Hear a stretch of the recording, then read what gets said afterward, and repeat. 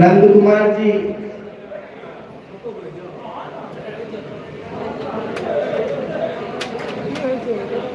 दोनों बोले नंद कुमार जी, दोनों बोले नंद कुमार जी, सर का बोले देखना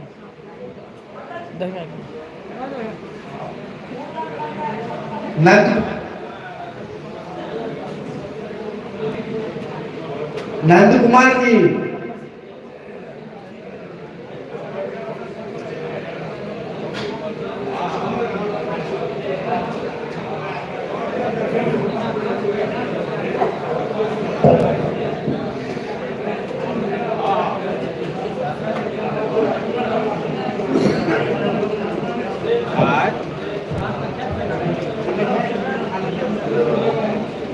हरिओम।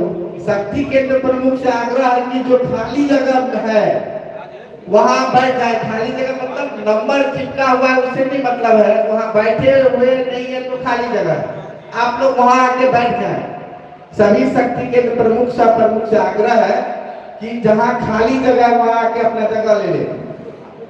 शंभू जी वहां खाली जगह है, वहां पे नंबर मत खोलिए।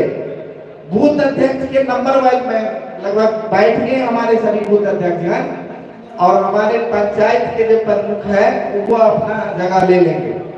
संजीव जी आप शक्ति के प्रमुख है, खाली जगह है वहां बैठ जाइए।